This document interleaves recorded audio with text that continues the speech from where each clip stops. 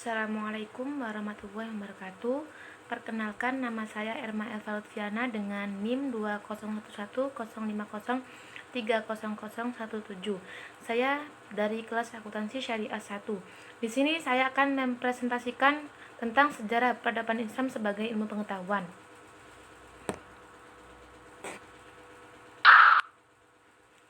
Pengertian sejarah peradaban Islam. Sejarah sendiri itu berasal dari kata syajaratun yang artinya pohon.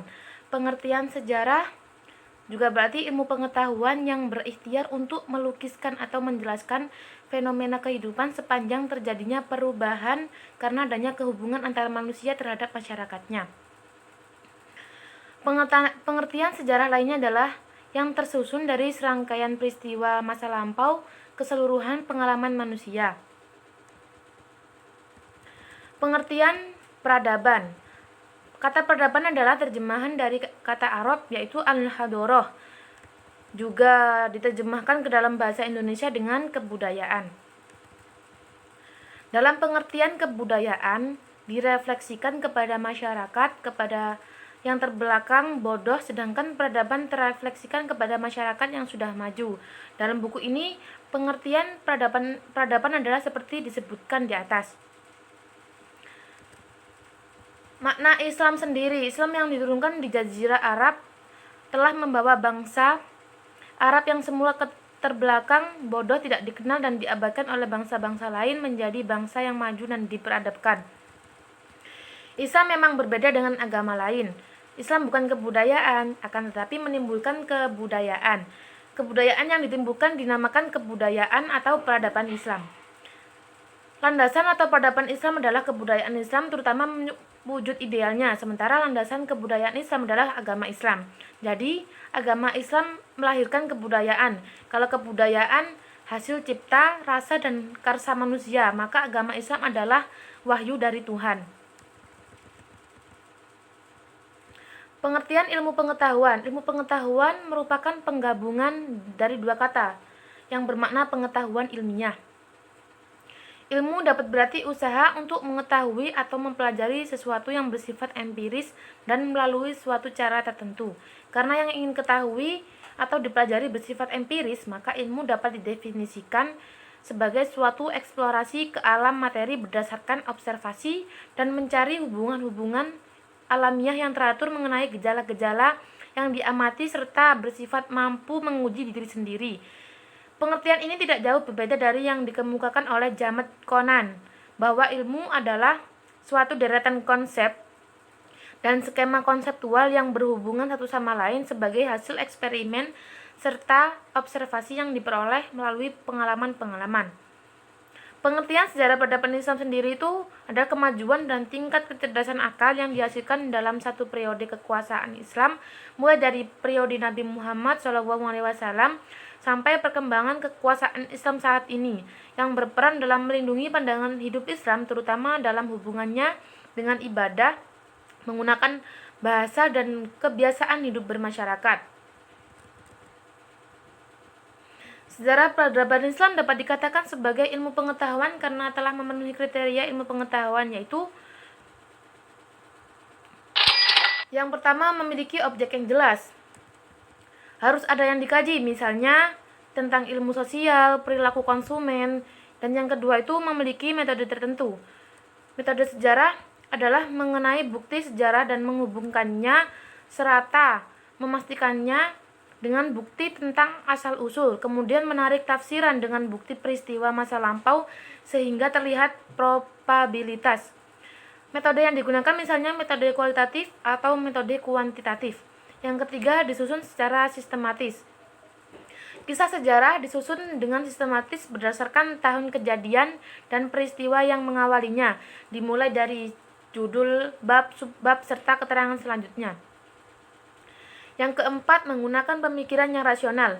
Kebenaran fakta sejarah diperoleh dari penelitian sumber sejarah yang dikumpulkan dengan menggunakan rasio. Contoh penelitian sejarah seperti fosil, candi, dan peninggalan lain yang diteliti secara rasional. Yang kelima itu, kebenarannya bersifat objektif. Kebenaran fakta sejarah adalah objektif karena dalam menyusun kisah sejarah harus berdasarkan fakta yang ada. Yang keenam itu memiliki tujuan.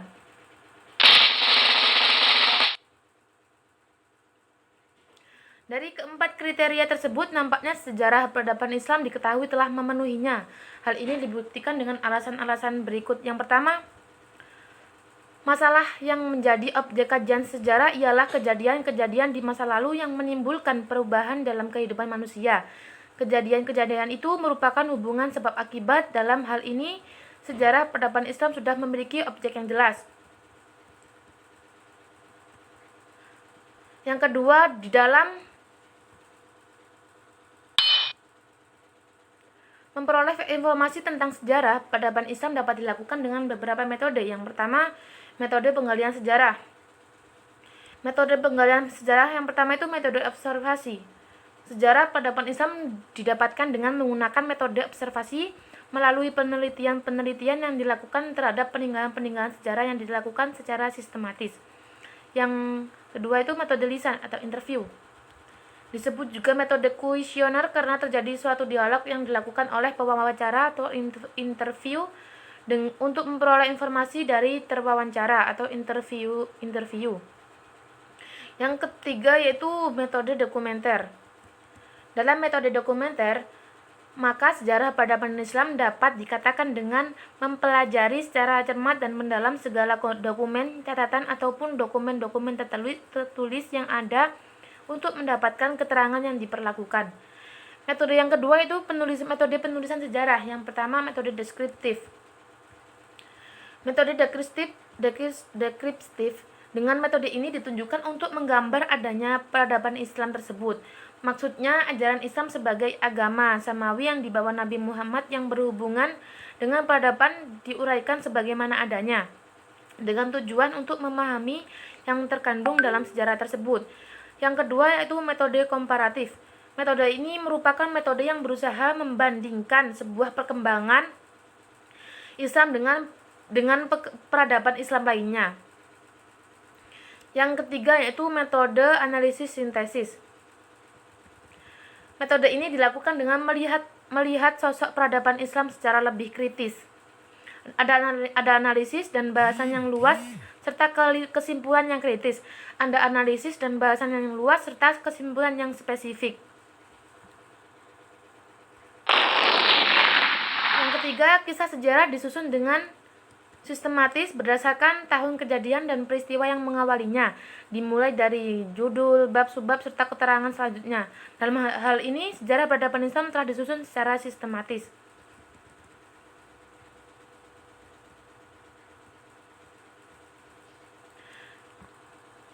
Yang keempat, yaitu kebenaran fakta sejarah peradaban Islam diperoleh dari penelitian sumber sejarah yang dikumpulkan dengan menggunakan rasio.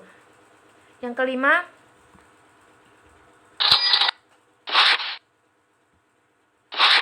kebenaran fakta sejarah peradaban Islam adalah objektif karena dalam menyusun kisah sejarah harus berdasarkan fakta yang ada. Yang keenam, sejarah peradaban Islam disusun dengan tujuan untuk mengenang dan mempelajari kembali lintasan sejarah Islam masa lalu serta mengambil hikmah dan pelajaran untuk kehidupan masa kini.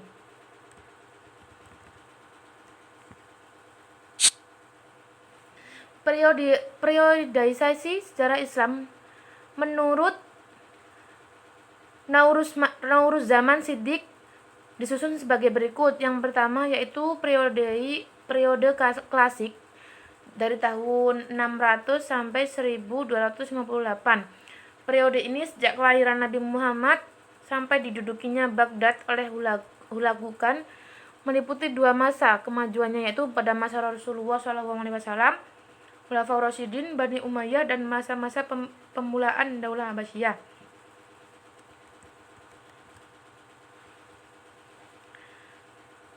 Kepala negara khalifah tetap dijabat oleh seseorang dan dianggap pimpinan tertinggi negara walaupun hanya sekedar simbol.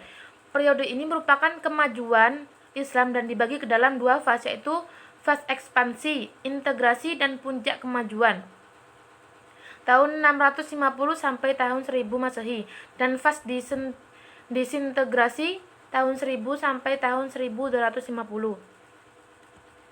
Yang kedua yaitu periode pertengahan, dari jatuhnya Baghdad sampai ke penghujung abad ke-17. Ciri periode ini adalah tanpa menghilangkan kenyataan adanya dinasti Umayyah di Andalusia. Wilayah Islam lainnya telah terpecah berada di 3 wilayah yang saling bermusuhan: kekuasaan dinasti Utsmaniyah di Andalusia, kekuasaan dinasti Mamluk di Mesir, dan dinasti Ilkhan dari Mongol di Persia.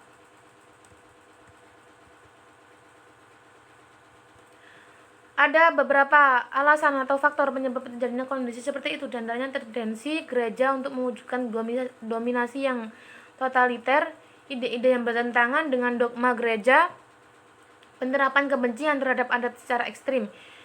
Ciri periode ini adalah tanpa menghilangkan kenyataan adanya dinasti Umayyah di Andalusia. Wilayah Islam lainnya telah terpecah menjadi 3 yang telah disebutkan tadi.